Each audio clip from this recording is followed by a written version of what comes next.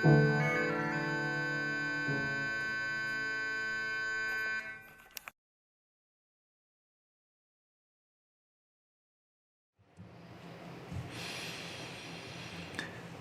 you, Calvin and Dick.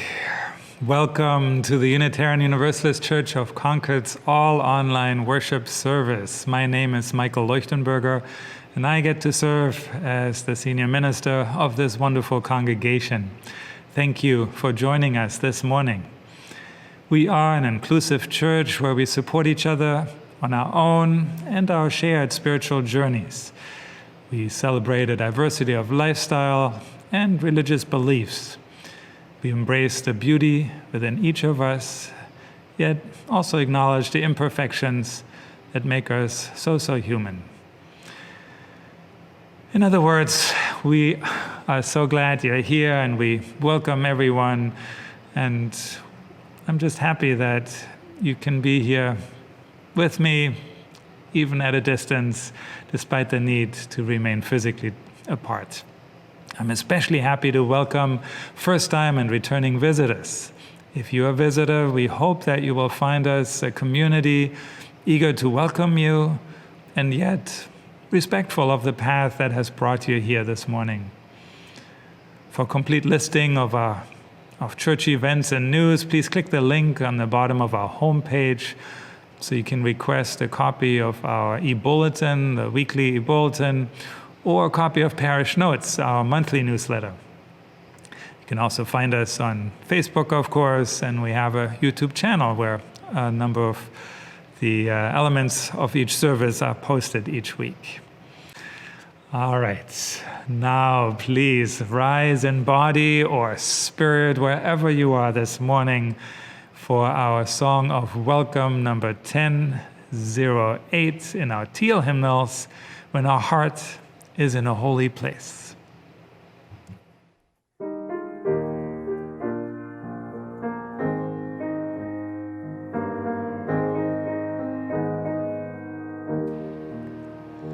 When our heart is in a holy place, when our heart is in a holy place, we are blessed with love and amazing grace. When our heart is in a holy place, when we trust the wisdom in each of us, every color, every creed and kind, and we see our faces in each other's eyes, then our heart is in a holy place.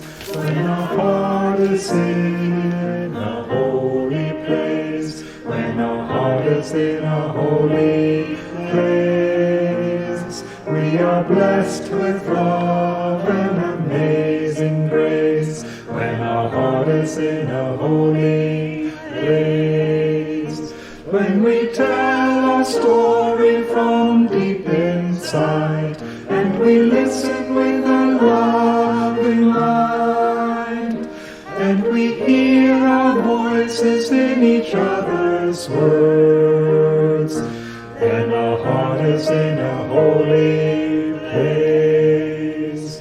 When our heart is in a holy place, when our heart is in a holy place, we are blessed with love and amazing grace. When our heart is in a holy place, when we share the silence of sacred space, and the God of our heart stirs within, and we feel the power of each other's faith, then our heart is in a holy place.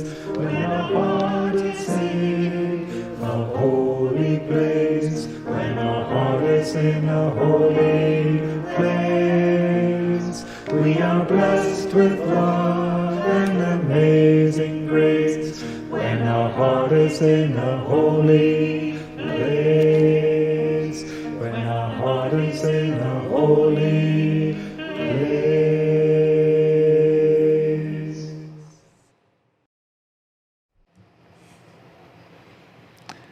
Please join me in the words of our covenant. Love is the spirit of this church, and service its call. Let this be our covenant, to dwell together in peace, to seek the truth in love, and to help one another. Whoever you are, wherever you are on your life journey, come, let us worship together. I invite you now to light your own chalice wherever you are, maybe just a candle, as I light our chalice here in the sanctuary.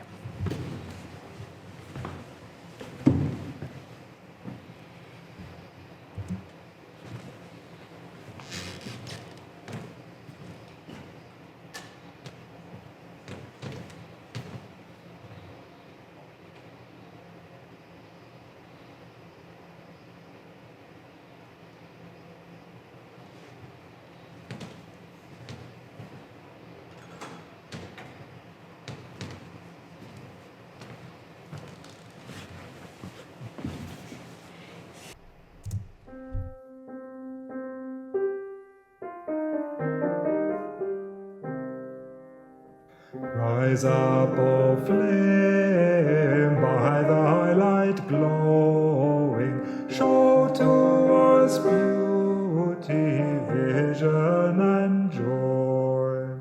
Rise up, O flame, by the high light glowing, show to us beauty, vision, and joy.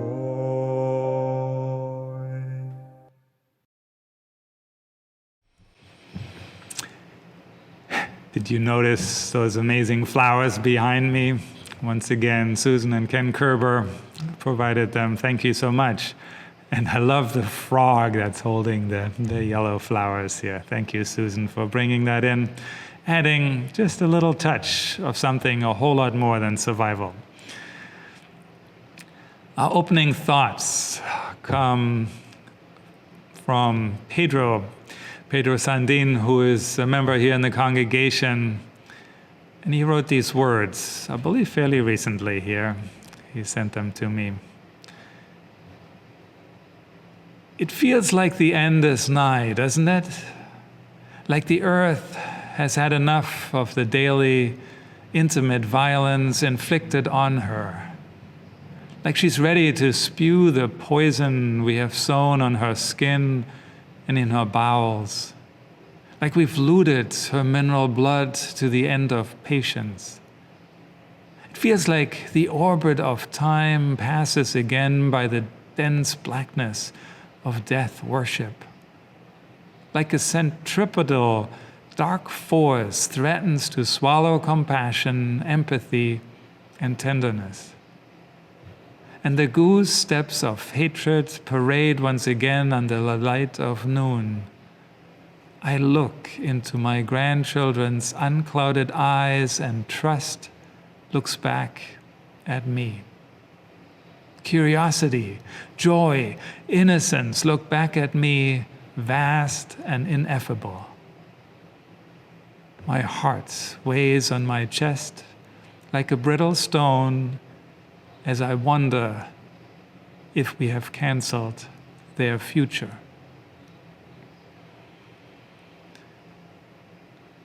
Heavy words, potentially, but I have an answer for you, Pedro.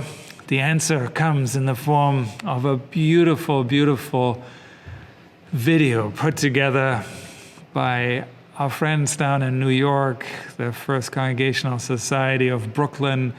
And they've added a whole bunch of other faith communities in this song that they recorded. Adam Pod is a UU musician, and his brother, they produced this incredible video and really testimony to the human spirit. Well, I hope you'll find it as inspiring as I found it earlier this week.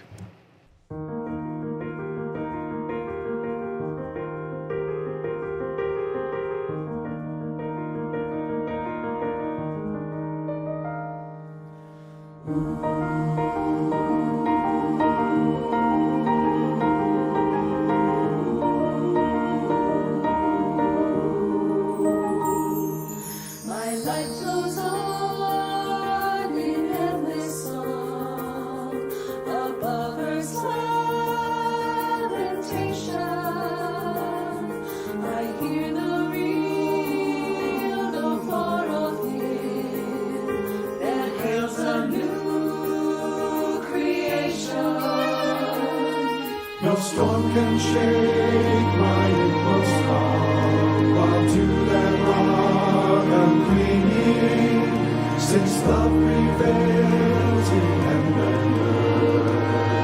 How can I keep from singing?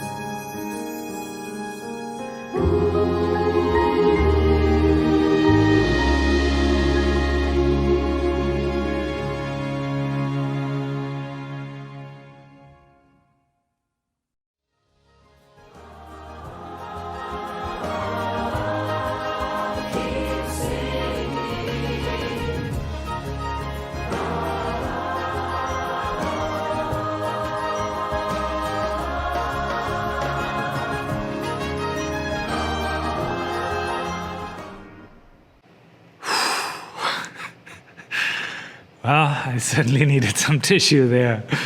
how can we keep from singing? Have we canceled their future? I don't think so. Not as long as there's the spirit of music in our hearts, the spirit of creativity, and people produce such amazing testimonies to the human spirit. So this is at least where I'm at. I hope this was inspiring to you too. And what did they sing about? They sang about how can we keep from singing. So let's do some more singing. Here's our next hymn, The Ceaseless Flow of Endless Time, number 350 in our gray hymnals, 350 in our gray hymnals. Feel free to get up and move and do whatever you need to do.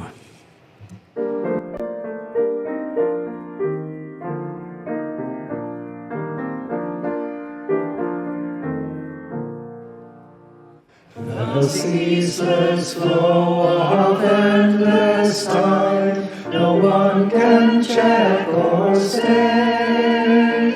We will view the past with no regret, nor future with dismay. The present slips into the past, and dreamlike melts away. The breaking of tomorrow's dawn begins anew today. The past and future ever meet in the eternal now, to make each day a thing complete shall be our new year vow.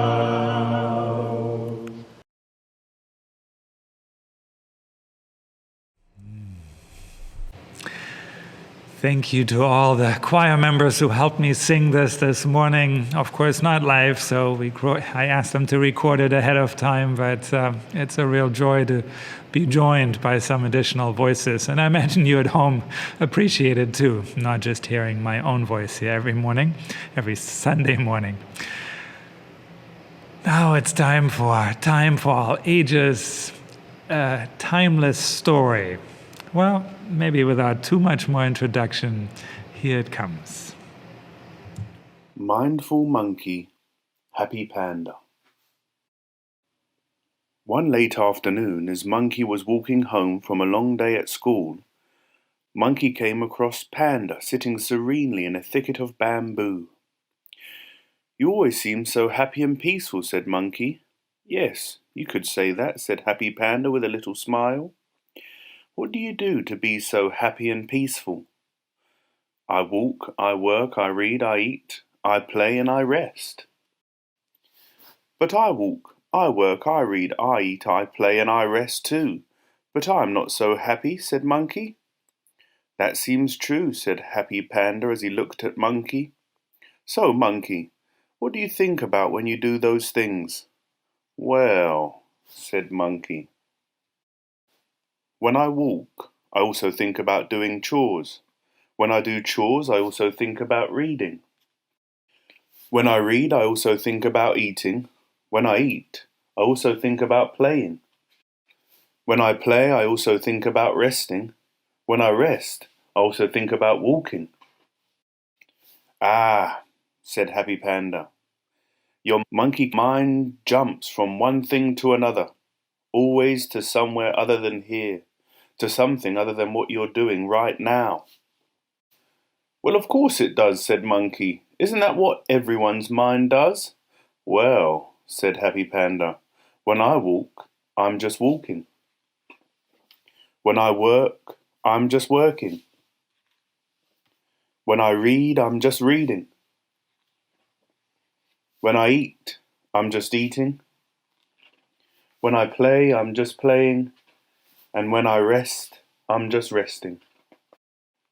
"True happiness," said Happy Panda gently, "comes from bringing all your attention to whatever you're doing right now. There's no need to think about what happened yesterday. Yesterday's gone, over, done. And there's no need to worry about tomorrow. Tomorrow isn't here. But today is all around us. Bringing your mind back to this moment, right here, over and over and over again, is called mindfulness. Oh, I get it, said Monkey. Mindful, like your mind is full of the present, full of right now. That's definitely how I want to be. And at that very moment, Monkey started to practice mindfulness.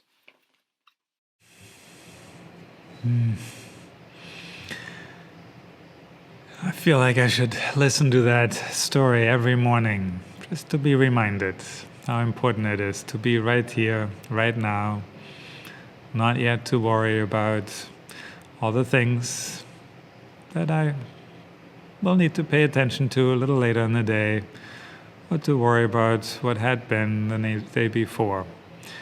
So I hope you're able to be present, fully present, right here, right now, in this weird worship style that we might need to get used to for a while longer.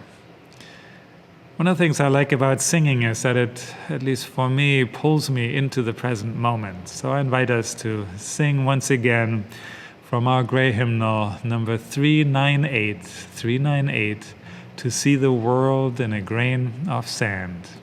Can you see that?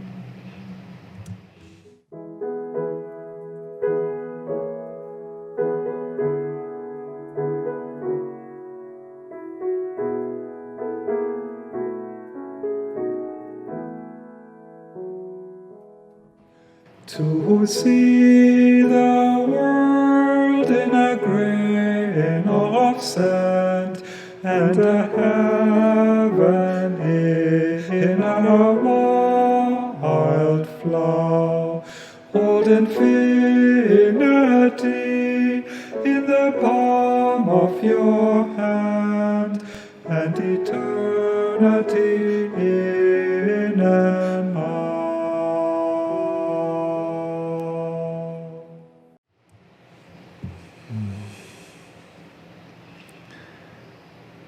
Invite us into time to pay attention to what is real right now in our own hearts, in our souls, what may weigh heavy, what may bring lightness to this moment. As we acknowledge the joys and sorrows we each carry individually in our own hearts and in the larger heart of our community. Karen Landsman writes that CJ gave permission to let people know about his health emergency. My sorrow is that we almost lost him due to a heart attack. This was on Monday, I believe. It's really pretty serious. And my joy is that he survived and he's back to making CJ jokes. He's weak, but recovering nicely and might be home again next week. Karen, we're so happy that this worked out this way, and CJ and Corey, our thoughts are so with you. Been thinking about you all week. So glad that CJ is likely to come back home relatively soon. Curtis Root shares with us, I have a joy to share. Today is our anniversary. Suzanne and I have been married for 39 years. She is the love of my life. Well, you may now turn to the bride and kiss her. Well, I'm sure you don't need my permission to do so. Certainly not after 39 years, and never. Anyway, congratulations, Curtis and Suzanne, for that anniversary. And Lynn Mashall shares, it has been a great joy to receive congratulations on attaining full fellowship. The emails, the texts, the Facebook messages, and cards have given a lift to my spirits. Thank you for journeying with me. Well, it's been our pleasure, of course, having you here with us. And as I said last week, I couldn't imagine doing all this ministry here in Concord without having you right there with me, by my side, around me, helping out with so many things, often behind the scenes, often not quite as visibly acknowledged as I think I should often do so. And then she writes, I also want to acknowledge a sorrow that one of my mentors, Reverend Judith Wright, who serves our congregation in Laconia, lost her 53-year-old son suddenly this week, possibly to COVID-19. My heart is with her and her family as they grieve. Yeah. I invite us now into a shared musical prayer that the choir prepared. It's a song, O world, hear our prayers. O world, hear our prayers. We certainly need it at this time.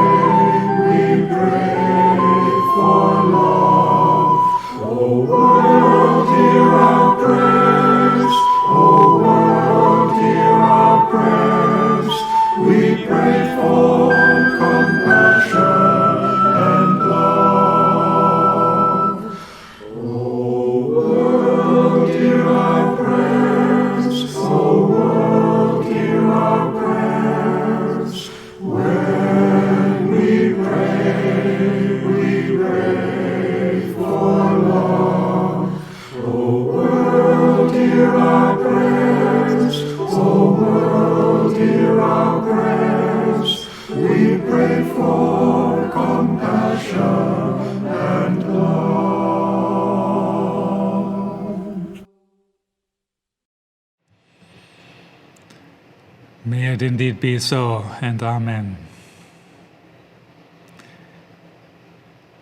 Our reading this morning is one of the many things that I received from you this week. Writings, reflections on how survival is indeed insufficient and how you've managed to find creative ways, creative outlets in sparking the human spirit and opening the human heart. Our reading is by Nola Rocco. Nola Rocco, she wrote this as she reflected on this morning's theme. I was walking one morning this week. It was a beautiful sky day. I was alone. While looking up at the beautiful blanket of azure blue that was inviting me into the day, out of nowhere, I just asked myself where joy was in my life. The question popped up in my head and I stopped. I was looking down the street at nothing specific. I think I was in a kind of daze. Where is joy? Why is it so fleeting? It seems to have faded out of my day-to-day life and living, just kind of not there. Maybe that's why I thought about it. When I considered the question, and I have in the past, I sometimes feel I'm missing out on something that is about living a life that is beyond the survival dilemma. It makes me feel alone and insufficiently nourished. I know I feel joy when the sparkle of love between my husband and I vibrates my soul. And I know I did feel joy when I was performing and dancing every day. Music filled me with many joy-filled moments that, while moving and collaborating with sound, space, and other dancers' bodies, I was transported into narratives and places in my being that, in comparison to now, I seldom feel these days. I hardly sense much joy in others. It makes me sad. But I was sensing while walking, as I do now while I'm writing, that I desire the sensation called joy. I want to be more available to its vibration, and I know it more than once in a while. Capture it, embrace it, nurture it, believe in it. Joy is outside of this worldly realm of the day-to-day just surviving syndrome. But then it has to be within it as well, inside of it, embedded in the day-to-day. It is about a deeper relationship with one's reason for living to help one survive. And so, when in a state of joy we begin to have an intimate relationship with the divine, which changes how we fundamentally live, which is why I desire to feel it and not just imagine it. Is that possible? So I walked and talked, glancing up and asking the spirits transcending that beautiful blue sky for some kind of epiphany, some magic, some inner sparkle that was more meaningful in my life than just surviving and somehow making it through this pandemic in one piece. I guess I was praying. Then I went home, went on with my morning. Later, the same day, something happened worth remembering and telling you about. I was looking out the window into the backyard, and it came. The seasonal change of light was penetrating the green woods, a panoramic landscape of greens and trees and grass and leaves and lines. It was like a Monet-like painting, soft, subtle, and enveloping. I stopped again like I did that morning, but this time it wasn't a question. It was about a presence. My spirit and body journeyed out the window, across the yard, into the green glow of the woods. I was suspended in this upward stretch and tree dance. Nature seemed so happy to be sunbathed and fed by the earth. The warming breeze, the singing joyful birds fluttering from limb to limb, their vines and boughs hanging in an improvised fashion that made sense. There was an orchestral bursting of joy all around me. Hello, spring. And then something dropped into me, settling low in my torso, but light and tingly. It was familiar, but different, like, could this be joy? It felt so good, so easy, so peaceful. I expanded. I felt a simple kind of elation that made the idea of joy more than an idea one reads in a poem. It was the magic of the pause that confirmed, yes, it was. I was being gifted a sensation that lingered. And I could breathe it because it was real and a beyond just surviving type of experience. The memory of the event moves me now, a tremor in my trunk, a tear in my eye, a yearning I have so deep, so primary, so much more than just surviving. My epiphany, joy is.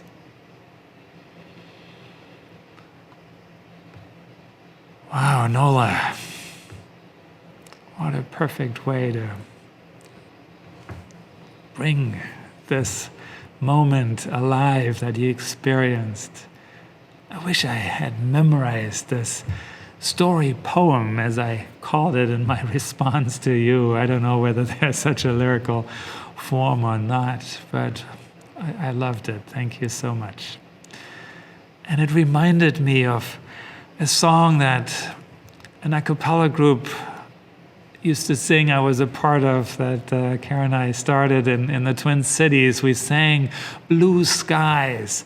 It's this wonderful rendition. Well, I found one sung by a high school jazz band. I was blown away, and so I superimposed a few pictures I happened to have taken yesterday in my own backyard. Here it is, Blue Skies.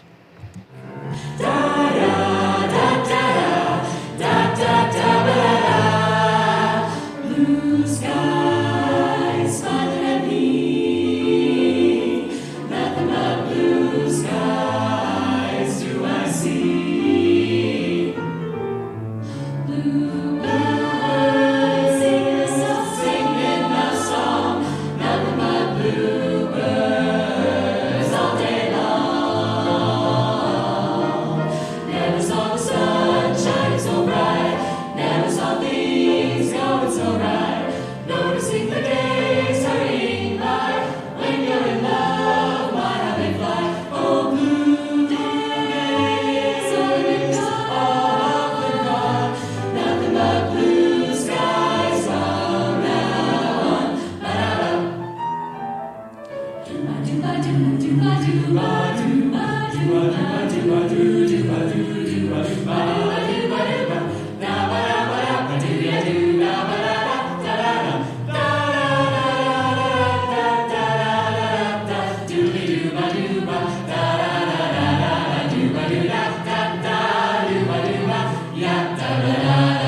Saw the sun shining so bright, never saw things going so right. Noticing days hurrying by, when you're in love, why how they fly? Oh, blue days, all of them gone, nothing but blue skies from now on. Blue skies from now on. Oh, yeah.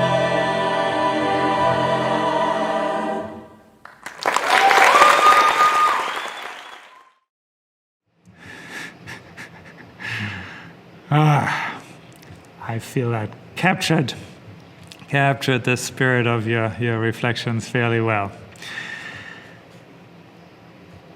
And then, wow, so many people wrote to me. Here are some words by Linda Williams. She writes, Michael, here are some of my survival tactics. Every day I talk to a friend or a family member on the phone. If I talk to several, all the better.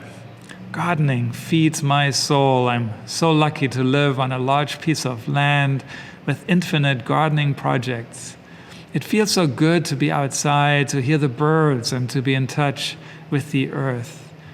In the book Strong Medicine, a Native American lady of the Lenni Lenape tribe said that if you're feeling down, go outside and mess around with some plants, and you will feel better. She's right, and it feels good to be raising some food. The rhubarb is almost ready, and the peas are coming up. In another week or so, there will be more to plant. This time of being at home has given me time to write, read, sew, and walk. And I'm very grateful for my Zoom Tai Chi class, something I'd never tried before. It promotes a feeling of well-being and uses almost every muscle. And of course it helps that I'm isolated with my favorite person in the world, Bob. We really enjoy each other's company. Sincerely, Linda. Yes. So many ways, right, to do much more than just survive. Survival certainly isn't sufficient. And here's another story that Bobby Heron shared with me. Some of you might have already seen this, but she just blew me away. Right? She was supposed to go back to England. She loves England and Wales and all the sort of UK islands there. And so when COVID hit, her trip got canceled, of course. And instead of saying, oh, well, tough luck, and hunkering down in her room there, she actually said, I can go on this trip after all. Let me just hop on a plane, get going, pack my bag, and make it all real. Except I'm going to do it in a fake journal, make it come alive in a fake journal. And so she has this amazing blog, Aloft with Inspiration. Highly recommend you check it out. And so for 11 episodes, she keeps track of every day, all these details of what she has done and who she's met and what they are like and who she shares a room with. And I mean, incredible, right? So just reading this, it makes me feel she's telling me about this real journey. And it is real, right? It's in her imagination, which is pretty much as real as it can get. So I'm going to share just a few excerpts here, I think, just to give you a flavor of it. And of course, she doesn't just talk about it in her journal. She actually does these incredible watercolors. She's an artist that way too. So let me show you one of these watercolors that she has done. This is at the beginning here. Yep, right over there. Celtic Wales, or Celtic Wales, I guess, to New Hampshire and beyond. And so she imagines taking this trip in the future, in 2022, I think, and looking back at it. So let me read just a little bit let's do here April 2nd. She takes this on April 1st. That's when she gets started. But, it's always like this, she writes. No matter when you arrive at the hotel, usually mid-morning, the rooms are not available until 3 p.m., so you end up sitting in a huge lobby full of tired folks in various stages of grumpiness. The seasoned travelers are quietly cheerful. The athletic tiggers have found the concierge, checking their bags in the office, and are off exploring the area with or without the dead giveaway trekking poles. Thanks to the Benadryl nap at home, followed by a second one on the plane, today I'm lucky to be one of the silent, contented folks. As soon as most of our group arrived, 24 in total, one still missing, we were escorted into a private dining area of the Crown Plaza Manchester Airport Hotel to enjoy a delicious jet-lagged lunch and brief welcome speech from our Rhodes Scholar host. Before we knew it, a member of the hotel staff joined us to announce that our rooms were ready. One by one, we were given our room keys. They really have this down to a system for tours, for tour groups. And I headed up to my room. Knowing we would only be there for one night, I had strategically packed all my overnight toiletries, as well as a fresh set of undergarments, socks, and a t-shirt, all in my green backpack.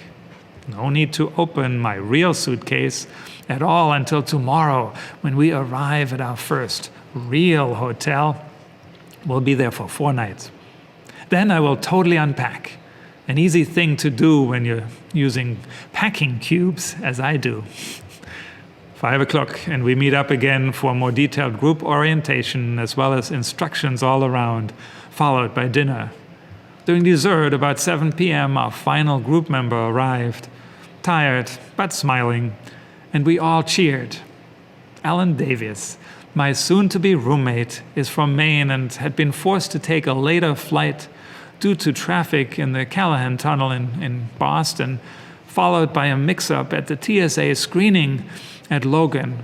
What a trooper, though. No complaints, just happy to finally be with us. She's having her dinner now, and the guide hosts are keeping her company. The rest of us have gone back to our rooms. I bet she'll find me asleep when she finally gets to our room. Too tired to write much more just now. Eye drops, brush my teeth, and bed, finally. Here's a snapshot of her journal showing how she illustrates every now and then. Isn't this just inspiring? I mean, what a way to take a reality and create something, be present to something new. Yeah, imagine the future. Well, all week I've been just sucked into this book. It's an amazing book called Station 11. Maybe a few of you read it, by Emily St. John Mandel.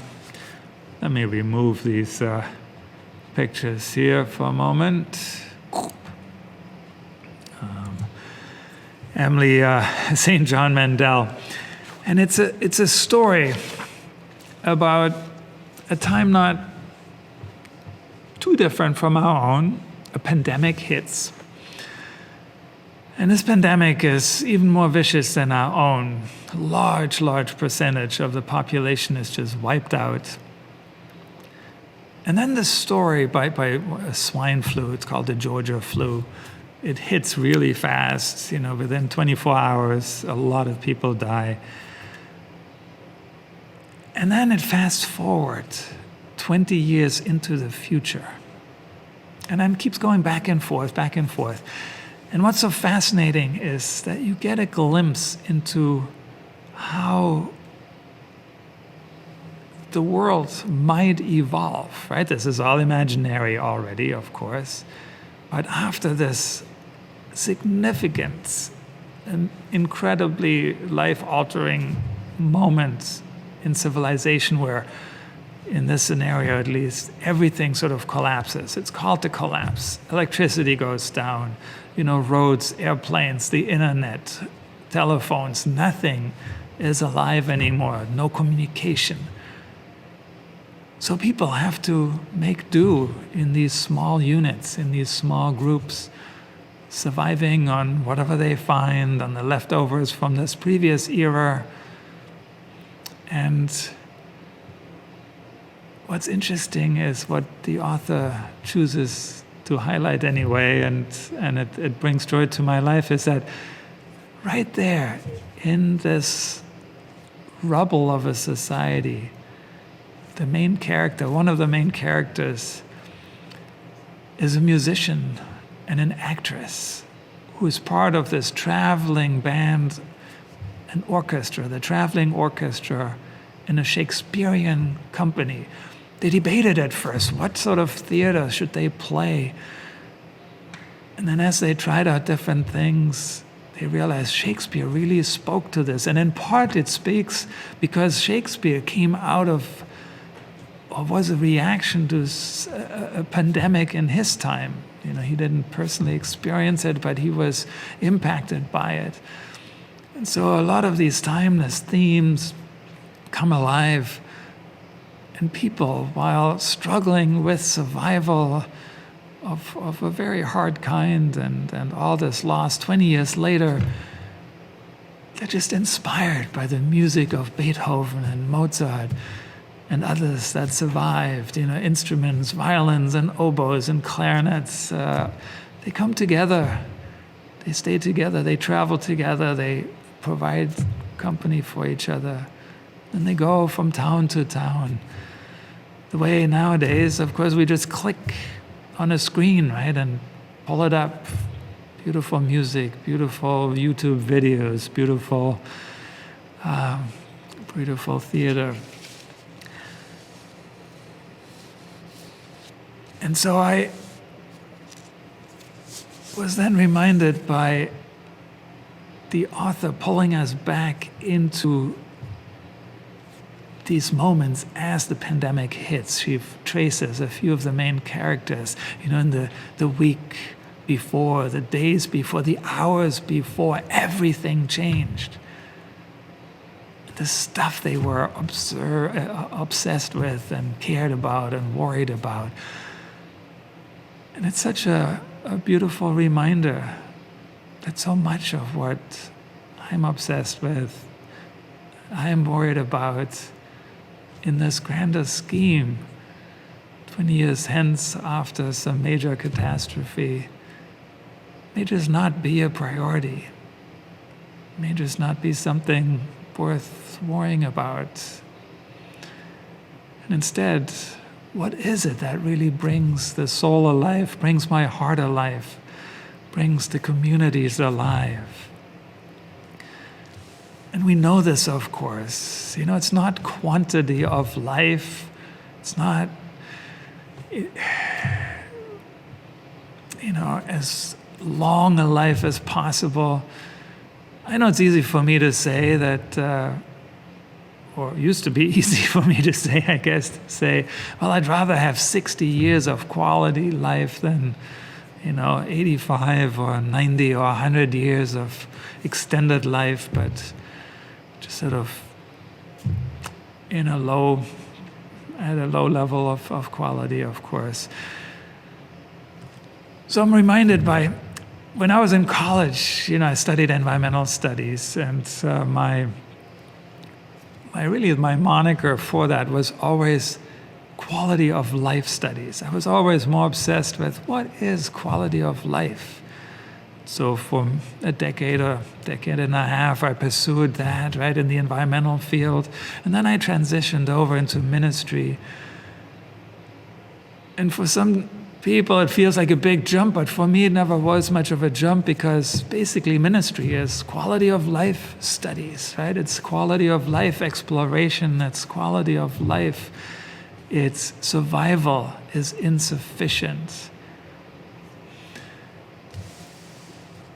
So what is it that makes quality of life possible, right? It is, I think, what the panda so beautifully told the monkey mind.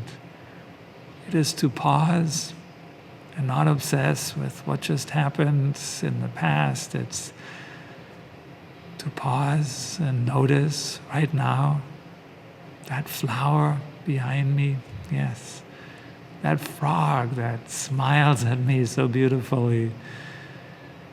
To pause and notice the sensations in my body.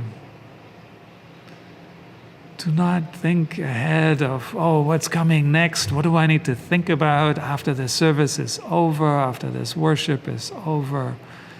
To just be here with you, my own soul, with my own self. Let it sink into our bones. Open up for that joy that Nola was talking about. How can I keep from singing, right? I want that sensation, but it's not going to come if I'm preoccupied with thinking about the future, the long-term future. It doesn't mean, of course, we shouldn't at all consider and pay attention to the logistics needed for the future. But then always come back into that now. Focus on the quality and not on the quantity. Right? Opening to the now is inherently a connecting to quality, because only now has quality. There's no such thing as quality in the future. There's only the mind thinking about quantity in the future or quantity in the past.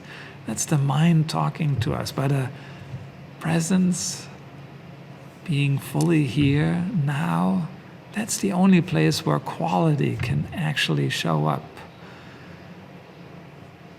Where survival is not just what's the issue, right? Where music can enter, where art can enter, where the imagination can enter.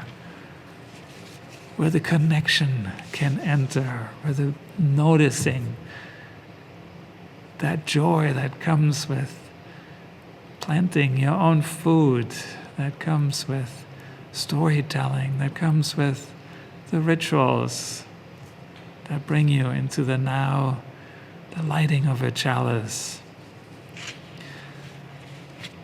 And ultimately, what is it? Right? Being present in the now invites us into the story of our lives as it is playing out right now, the story that is meaning-making, not at a cognitive level, but at a at a deep down sensation level.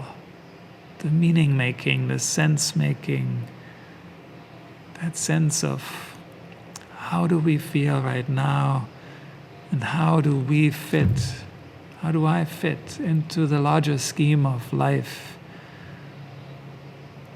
How do we create space for that every day in the now? Well, the good thing is, we always have access to the now, right? Time may seem eternal, but at the end of it, or in the beginning of it, or in the middle of it, ultimately it's always right now, about right now, opening our hearts to that. Thank you, Mindful Panda, for that reminder. Well, that was interesting. The computer was also very much in the now. I'm sure in a moment a whole bunch of text messages will arrive here letting me know that something happened. But I hope you're back here in the now with me. It's so simple, right? To be in the now, so powerful, and yet so hard.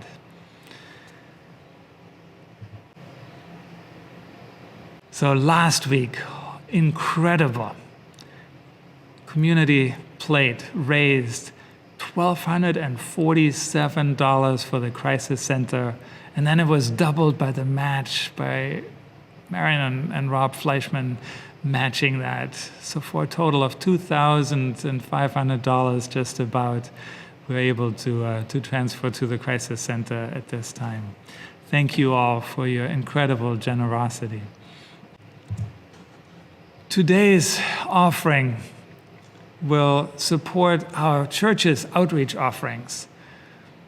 The community plates will offset expenses on our commitments made by our church. They include dues and pledges and sponsorships. And we have about a little bit over $800 left to cover things like expenses for UU Friends of Refugees or hosting of Family Promise. Any extra money that is collected this morning will go to the Pastoral Care Fund, Pastoral Support Fund.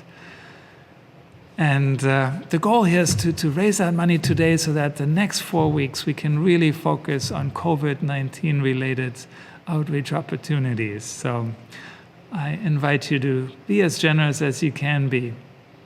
There'll be a button below the screen here where you can give.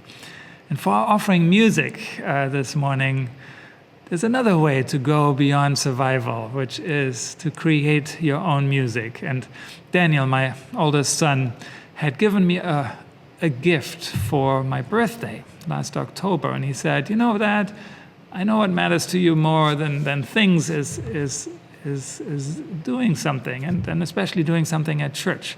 And he said, here's an IOU for performing at church on the piano. Well, here it is. I had hoped he would do this in person, but that is no longer possible. So instead, he recorded a song at home in FL Studio. It's all digital. It's his very first composition, his own composition. And I'm just so happy that he can participate this way this morning.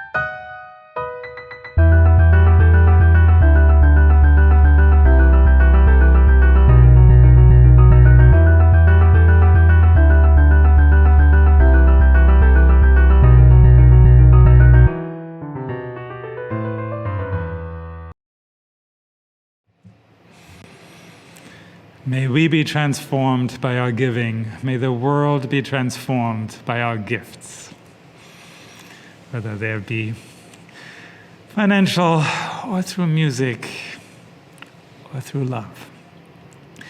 Please join me now in singing our closing hymn, number 183, The Wind of Change Forever Blown, in our gray hymnals, The Wind of Change Forever Blown.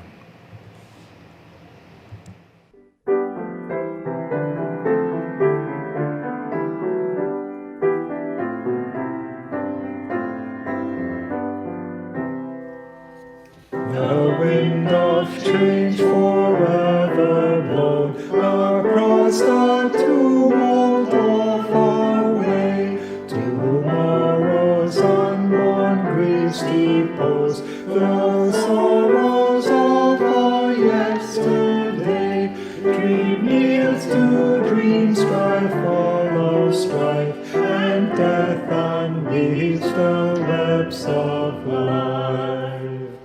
For us the labor and the heat, the broken secrets of our pride, the strenuous lessons of defeat, the cloudy fruit, the fruity night, but not the peace supremely won, great Buddha of the lotus throne. With futile hands we seek to gain our inaccessible desire, diviner summits to attain, with faith that sings and feet that tire, but naught shall conquer or control the heavenward hunger of our soul.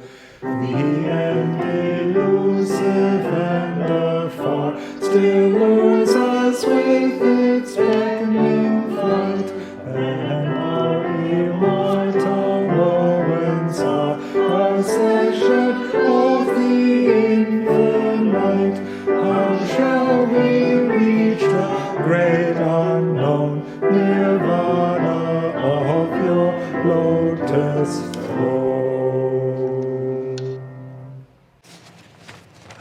The closing words that came to me earlier as I was biking here this morning from the song that the choir's working on right now, Order My Steps. Many of you have heard the choir sing this, and I hope that a week or 2 weeks from now the choir will actually get to show this off or share this with the congregation here online.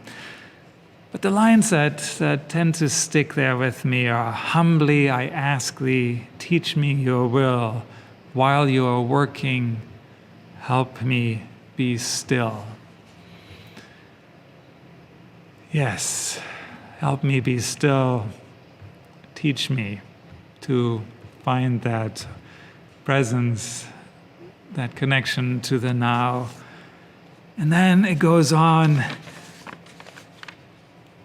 when I need a brand new song to sing, show me how to let your praises ring. Those words are sort of my favorite moment towards the end there. When I need a brand new song to sing. Well, I think we all need brand new songs to sing, maybe in this time of more than survival, of a time of thinking about what our community, our culture can be like post-COVID-19. Maybe just 2 years from now, as Bobby described, or 20 years from now. What do we want to hold on to? What is that new song that we want to imagine? And what is it that we're ready to let go of? Let us now extinguish our chalice with these words. Actually, let me extinguish it first, and then we shall speak.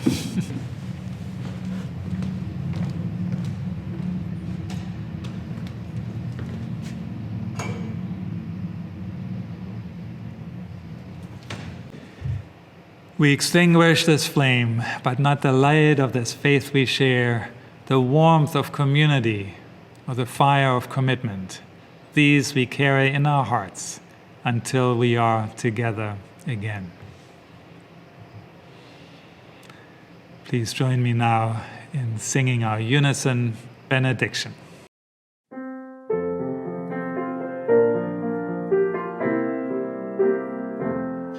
From you I receive, to you I give, together we share, and from this we live. From you I receive, to you I give, together we share, and from this we live.